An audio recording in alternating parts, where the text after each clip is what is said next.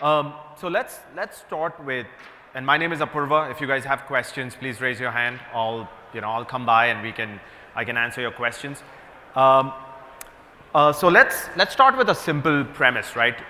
You guys have probably seen this before.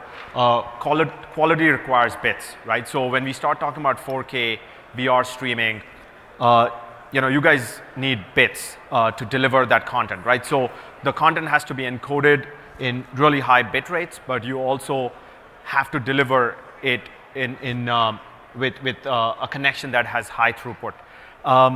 So back in the day, what required 550 kbps connection, with 4K and VR, now you need almost 16 to 30 megabits of connectivity. This is something from the State of the Internet report that Akamai puts together. You guys have probably seen this before. Connectivity globally, the average connection speed is pretty low. So when you start thinking about VR and 4K delivery, think of the countries that you guys are delivering this content in. Switching to the agenda a little bit, and again, we can digress. You can ask me questions. I want to keep this interactive. We want to focus. I want to start with some level setting. Talk about new terms in the industry, challenges with 4K and VR workflows. I have two real-world use cases that I'm going to talk about in a little bit. Some recommendations and takeaways. So just understanding the terms. Again, I just want to level set the crowd. What is everybody knows what resolution is, right? It's what the picture is made up of, the number of pixels that you have in a picture. 4K really is the number of pixels you have, right? With 4K, the number of pixels are about 8 million. When most people talk about 4K, they're talking about 2160p. That's the resolution. So it's 3840 rows and 2160 columns.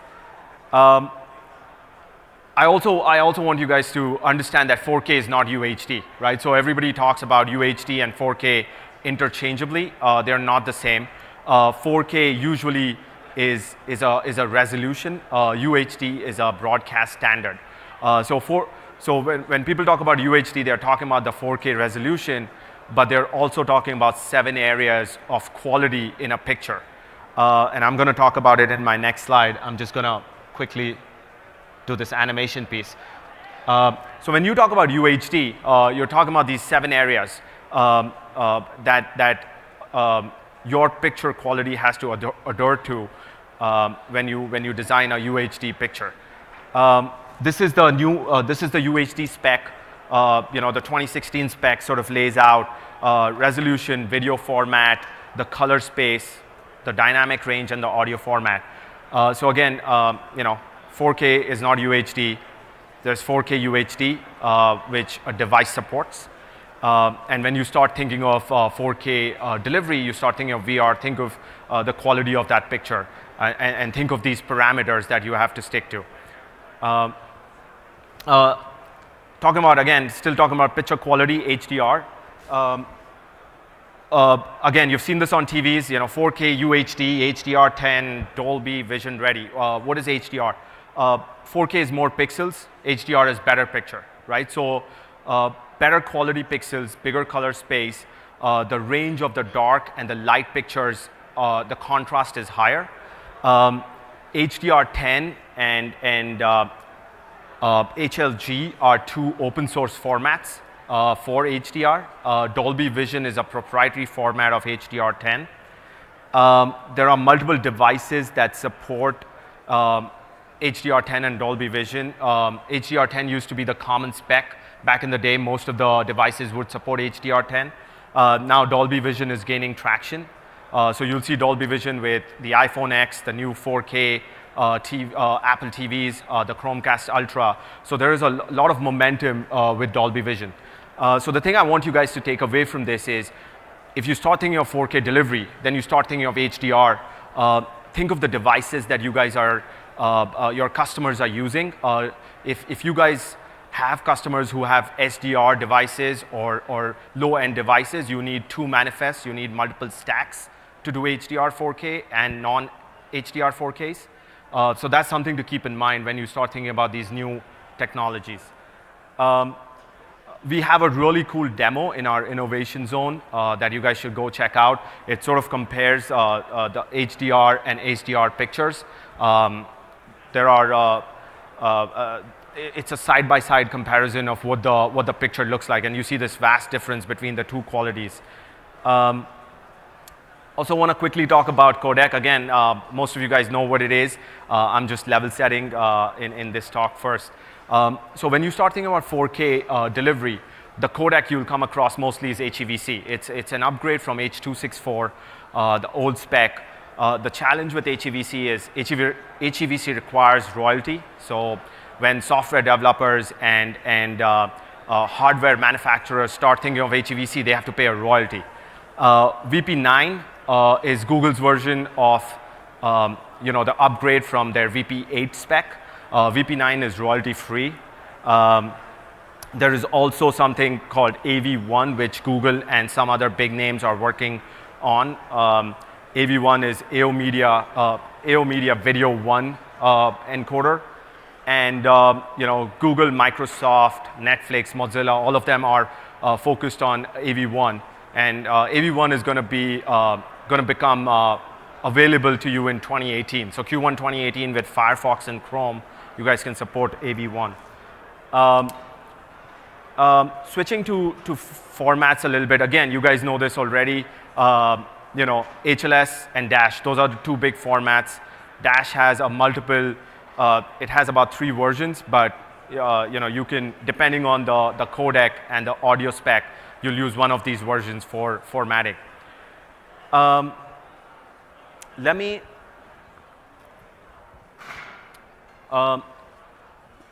again just laying out the definitions, right? So what is VR, right? Again, you guys have talked, and the industry talks about VR. You've seen it. Virtual reality is basically a pre-filmed real-world content that you watch with a head-mounted display, right? So you can look around the screen space, the sphere. That's what VR is, right?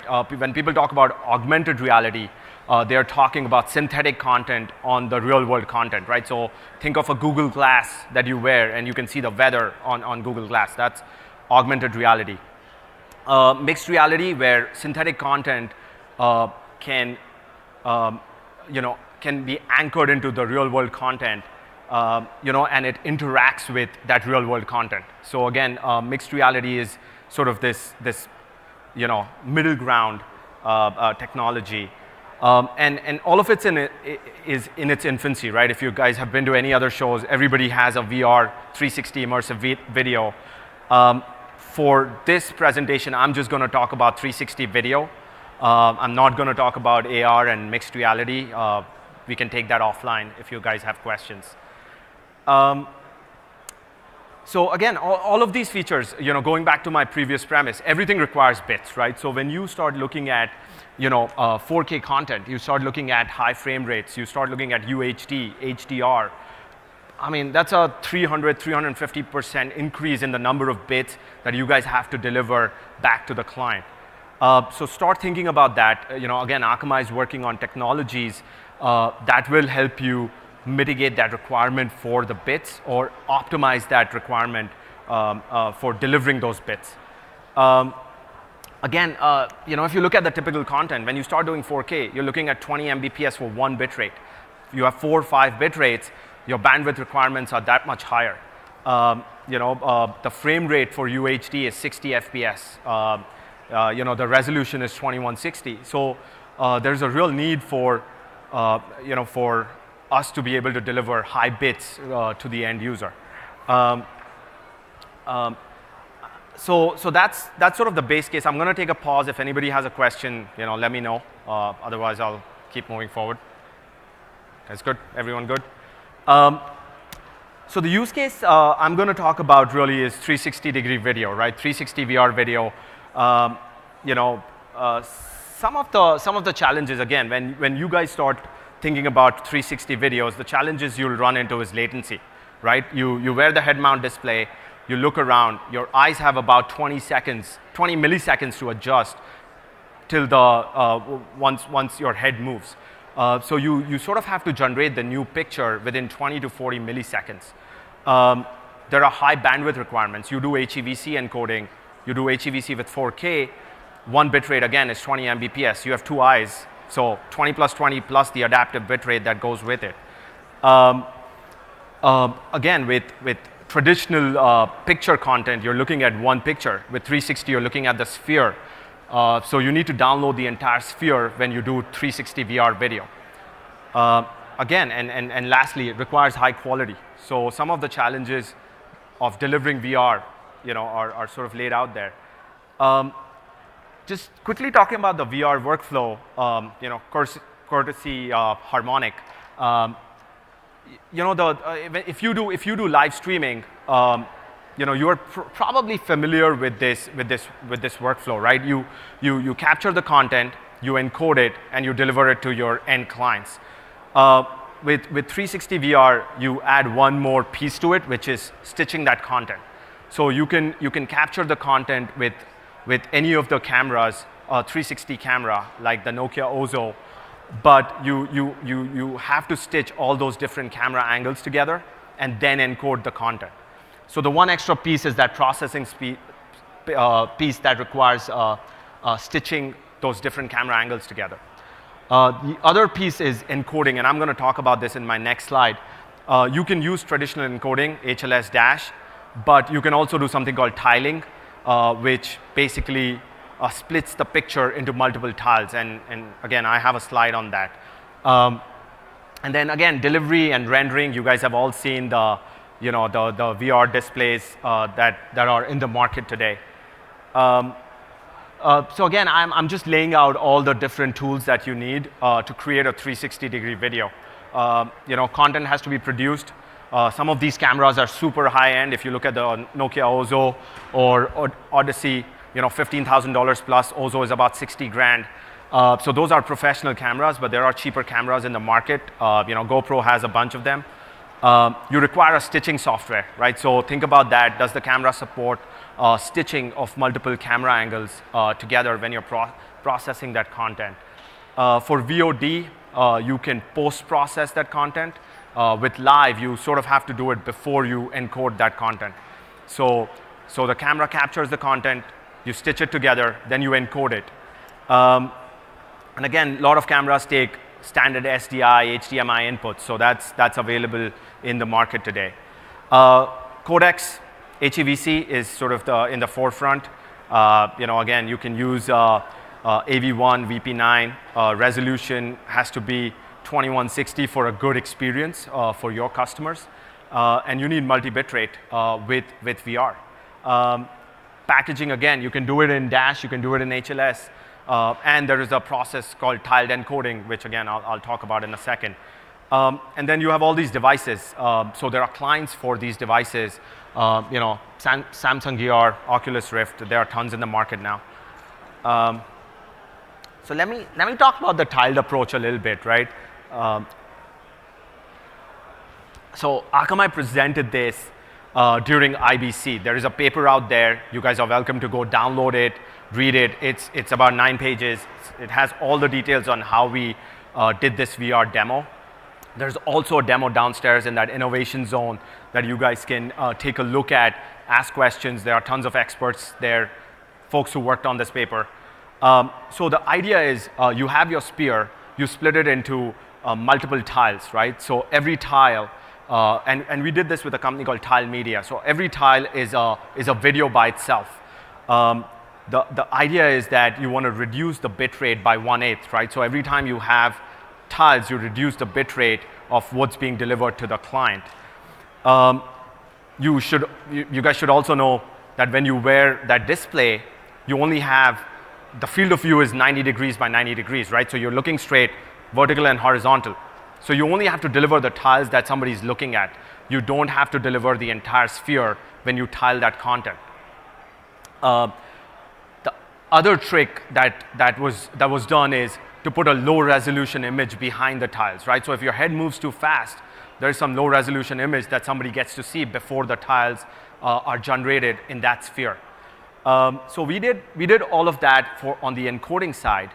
On the CDN side, again, you need the points of presence to be close to the end user. The goal is to reduce latency to its minimum because, again, you have 20 to 40 milliseconds before you look at one of the images. So you want a CDN that's close to your end user, again, and it has multiple points of presence to reduce the round trip time. Again, all this content is going to be long tail mostly, right? User-generated content. So there is a high chance that there might be a cache miss with some of these contents, right? So what the client was doing in this case was it was doing something called hinting. It would tell Akamai, the CDN, what the next tile might be in that sphere. So there is a fair chance that you might be able to get that tile, cache it on the edge, or load it in memory of the CDN to reduce that time back to the client. So again, this was something specific to the tile media client. They can do hinting, and so again, think about those strategies when you start working on 360 VR content. And then again, like I said, prefetching those tiles, loading it in memory up front helps reduce that download time to the client. And then we use Quick, right? So again, a lot of talk yesterday. If you were in Tom's keynote, he talks about Quick. It's the technology with the 4 computers. You use Quick protocol. You can share content between different clients. So that's the demo he did. Again, there is a demo in the innovation zone downstairs. So using these techniques, again, you'll see the study. We see this huge impact on network round trip times. We see a huge impact on what the quality looks like for 360 VR. And then I have a quick slide on media acceleration. Again, you guys, if you don't know what the product does, come meet me after the talk, or we can walk downstairs to the innovation zone. It's an SDK that sits on the client, supports Quick and WebRTC. Adds efficiency to the client when you download those chunks or those tiles. It's available to you now, 2.0 in beta, and Quick has been in GA for a while now. So I'm going to take a pause. Any questions? Okay. Second use case I'm going to talk about is 4K, right? Everybody talks about 4K, delivering 4K. I'm only going to focus on live. Again, VOD, you encode the content, put it on a drive, and you deliver it. But with live, there are certain challenges. Akamai did the masters. Again, if you guys were part of Edge last year, this was what was presented in the Edge conference. We did the masters in 4K. The resolution, again, 2160p. If you look, if you encoded that same content in H.264, that was 32 Mbps per stream. So with HEVC, you get some efficiencies by reducing that bit rate for the same quality of content. So again, the challenges, you guys hopefully or probably know this, high bandwidth requirements for 4K. When you do live, your ingest has to be resilient, right? So if you drop bits, the end product is going to look pretty horrible, right? So the ingest has to be resilient. You have a bunch of choices of encoding formats. Do I do dash? Do I do HLS? Do I do both? Do I use HEVC? Do I use VP9, right? So the most popular encoding spec now is HEVC. So we use HEVC for the masters. And then monitoring and failover, right? So again, what happens if somebody cannot play 4K content? What do you do at that point? So we used what we call Media Services Live, which is our sort of our architecture for 4K delivery. I'm going to spend some time on this. On the left side is the broadcast side, right? You have your encoder. What's interesting there is this thing called IAS, right? It's a piece of software that you put in your broadcast site that is able to do UDP delivery back into the Akamai entry point. So what that does is it adds this resiliency on the ingest side. So again, back in the day, we acquired a company called Octoshape. We repurposed that software to do ingest with UDP. The mid-tier, again, you guys are probably pretty familiar with it. there is an Akamai ingest layer, there are mid tiers, and then there is something called origin shield, right? So with MSL 4.2 now, we allow other CDNs to pull content from us. That is pretty new to Akamai. Again, if you guys are, you've been Akamai customers for a while. Back in the day, you could only deliver content off Akamai, but now with MSL, we allow other CDNs to pull content from us. So that's the third party on the right side. AMD is an Akamai product, Akamai media delivery. So IaaS for resiliency on the ingest, and then MAE, which was the quick protocol on the client side for delivery. What this does is it reduces the latency end to end, right? So we are seeing less than 10 seconds latency. Again, there is a demo downstairs, and Tom talked about this yesterday. We are seeing latencies that are lesser than broadcast, lesser than satellite. So there is a demo down there where they compare satellite with our MSL product, and you guys can see the latency is better on MSL. Just gonna quickly summarize what we did for the 4K event, right? So you want to focus on ingest, right? Ingest has to be solid for you to deliver a great stream on the client side. You need a network that's self-healing, again, for disaster recovery, failover. Low latency is going to be a requirement with 4K, without 4K, with VR. Low latency is a requirement across the board from our customers. It has all the monitoring, DVR, the standard functionality that you guys are familiar with. And the big thing for me is the live origin capabilities, right? Which is, again, allowing other CDNs to pull from Akamai and letting us prepare the content for you guys. So some of the recommendations that came out of that live event, right, is you have to use HEVC or VP9 to encode your content. Like I said, AV1 is going to be available in Q1 2018. So when you start thinking of 4K, think about what devices and clients you plan to deliver your content on. You need a resilient ingest. So again, using techniques like UDP or IaaS software to push that content into the cloud, that's going to help you have resilient ingest. Think of Quick. Again, there is an SDK available to you. Come talk to us. Using Quick as a protocol to deliver 4K content helps with high quality.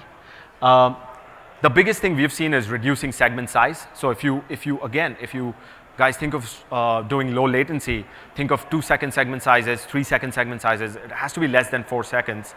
And then the second important point, people don't think about this, is delivering that content from the same continent as your delivering and transcoding the content in the same continent, right? So you don't want to encode your content in Europe and deliver it in the US. That just it's going to add to the latency.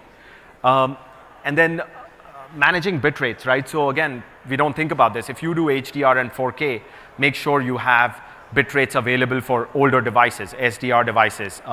You have non-4K content, and your player has a good experience when it comes across a 4K experience.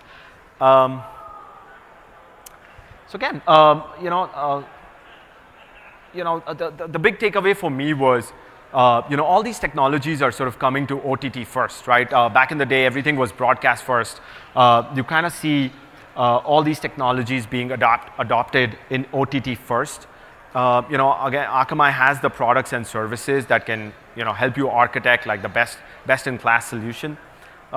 So talk to us. There are tons of demos in the expert bar that you should go and check out if you're interested in VR and 4K.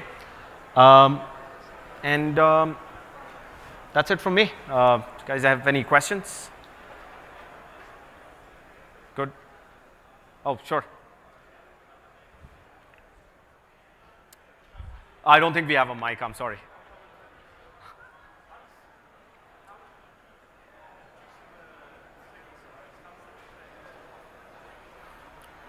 So the question is fixing the segment size.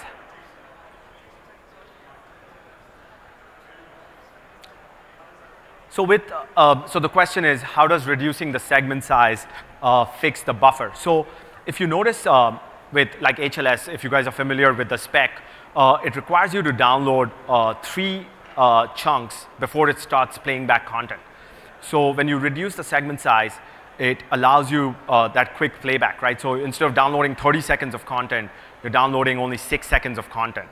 We've done some techniques on the Akamai network to prefetch and hint content, right? So we can prefetch the next segment because we know what's coming in and put it on the edge. So there are some techniques that we've done with MSL to use that low segment size to deliver low latency on the client side. And we can look at the demo and we can talk through some of the other techniques that we use to do that. Anything else, guys? It's good? All right, thank you all.